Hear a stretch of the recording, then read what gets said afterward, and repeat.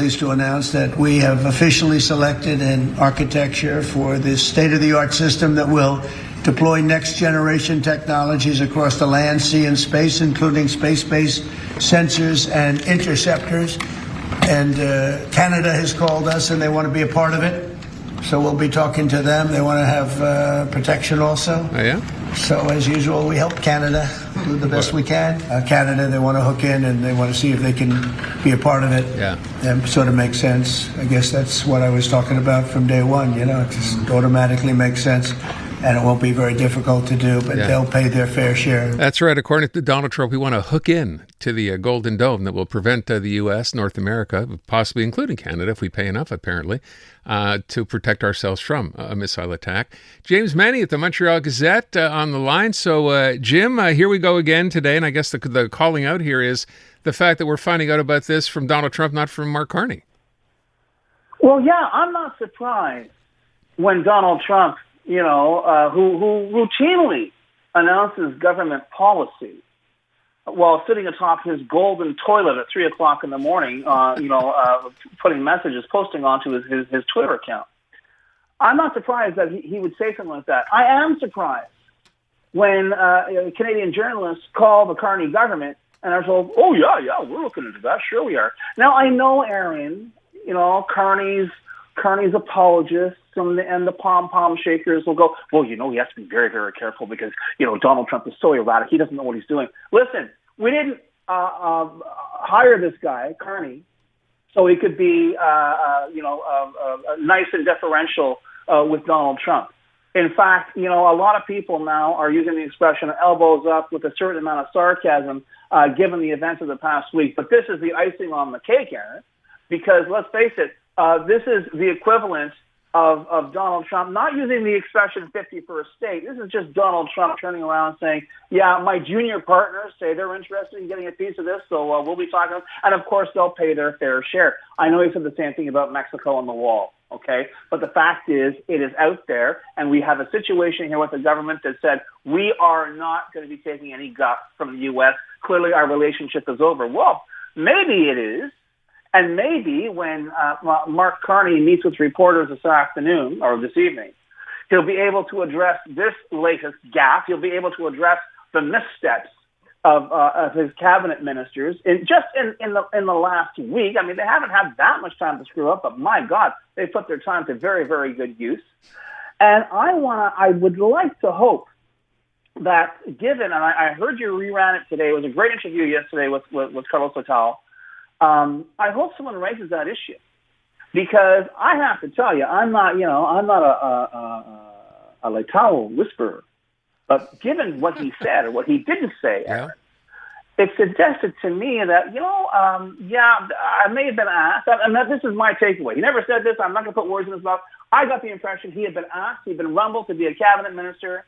In the meantime, the Trudeau surplus store of cabinet ministers was pretty full.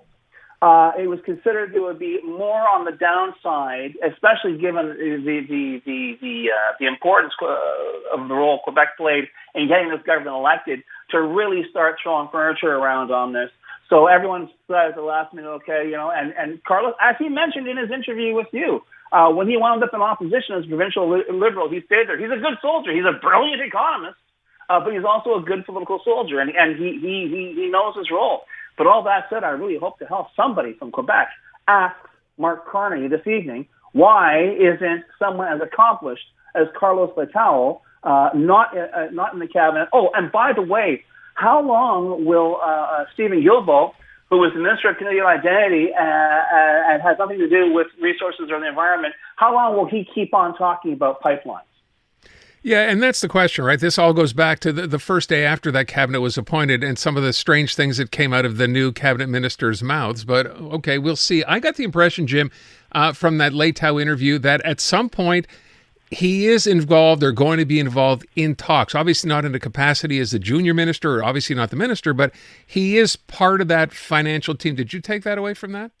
Yeah, but I have to tell you, it's one thing if and it wouldn't surprise me, and this is exactly, you'd be foolish not to use him as a resource in that way. But the problem is Is he an advisor? I mean, this is a guy who came up with policies. This is a guy who pulled off the Houdini-like trick of leaving Quebec with a budgetary surplus. So excuse me very much. It doesn't fit. The whole thing doesn't fit. And Aaron, I try not to repeat myself on the show, but I said it earlier this week. I don't know whether it's his chief of staff, his chief of communications, whoever is. I don't know if Mark Carney has someone who's advising him on these issues. If he doesn't, he should get somebody who knows what they're doing. And if he does have someone, he should fire him or her as quickly as possible, because this is proving to be a daily series of disasters that Mark Carney, even if he's the adult in the room, cannot afford to have. And the worst thing that can happen, Aaron, is that and I'm sure the opposition would not waste any time doing this, is to paint Mark Carney as a kind of aloof bank executive who, don't bother me with little details. I'm a big picture guy, You don't want to have that around your neck, Mr. Carney, because believe me, you mentioned that yesterday, Aaron, minority governments tend to last maybe 2 years. This minority government's going to last a lot less longer than that if that's the attitude he's going to exhibit. So we know there's a couple of big meetings, right? They have their Liberal caucus getting together this weekend. There's a finance thing out as well. Where's it? Out in Alberta and BC, I forgot where it is this week already, with finance ministers from the G7. So let's see what happens policy-wise over the next couple of days. Jim, I want to get to something that actually I just heard a little while ago, and I heard Francois Legault speaking about this, and I'm hoping you can sort of provide some insight here. So after this whole talk about pipelines and what are we going to do, and yes, there's more social acceptability, New Léger poll shows, Quebec are accepting, all the opposition leaders were scrummed on this, right? Ruba Gazal came out and said it's still dirty oil, so she's over there. But the other two, Paul Saint-Pierre Plamondon, and I believe at the time Mark Tanguay as well, were kind of like, well, show me the economic benefits, right? And I thought that was the end of it. And then I heard Francois Legault, and I'm going to play the clip for you, talking about something Paul Saint-Pierre Plamondon said. And can you help me out? Because I'm not sure exactly what this is about. Here you go. Ben, écoutez, là, ce que je me rends compte, c'est que M. Saint-Pierre Plamondon, à chaque fois qu'il y a de la pression, il craque, il recule, il fait un virage. Il était jusqu'à récemment contre toute baisse d'impôts, il disait « Not on my dead body ». Puis là, parce qu'il a peur d'Éric Duhem dans Arthabasca, ben il dit, je promets la même chose qu'Éric Duhem, là. Je vais donner 1,5 milliard. 1,5 milliard. Puis il est prêt à nous dire où il prendrait 1,5 milliard. Franchement, là, M. Saint-Pierre Plamondon, c'est pas sérieux. Bon, Jim, c'est quoi ça exactement? I'm sorry if I'm laughing, or it's just that I have an uncle-in-law, francophone uncle-in-law, who speaks and when he wants to say something really important, he says it in English over my dead body. Yeah. Okay? Yeah. So, but the thing is, what he's saying is that Paul Saint-Pierre Plamondon talks a big game, but when push comes to shove, he caves all the time. He said that that policies that were unthinkable 6 months ago, well, they're being considered now. He may be in favor of it, but then when the pressure starts, and I think to a certain extent Legault is right on this, and not just about the PQ.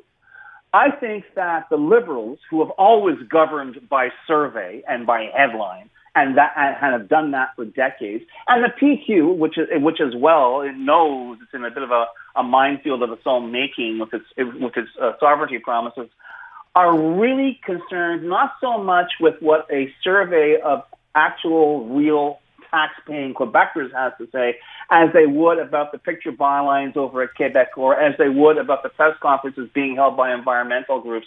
I mean, Ruba Gazal of Quebec Solidaire can say what she wants. Her and her 10% in the polls, I don't think anybody's really worried, about what Quebec Solidaire is going to say about anything whatsoever. But the idea that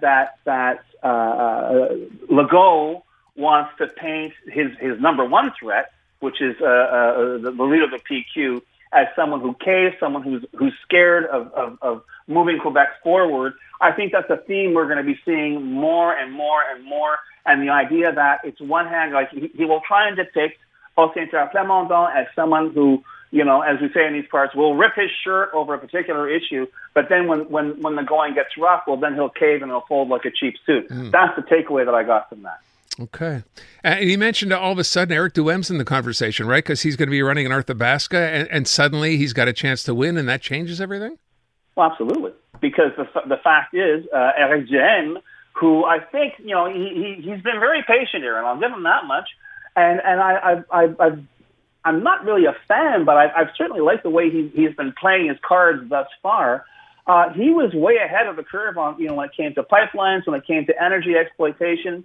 All of a sudden, what he was saying now, which would have been considered anathema just, a couple of years ago, that could be, a good ground floor entry point for him to win that by-election. And if he gets into the National Assembly, Aaron, then the PQ has definite problems, and not just the PQ.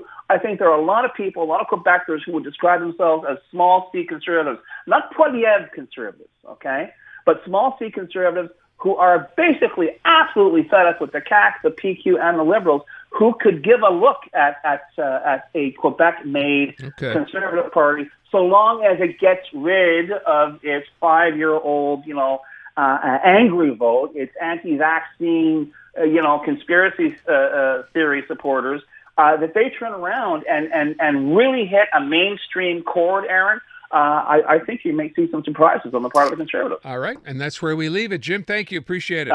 Man.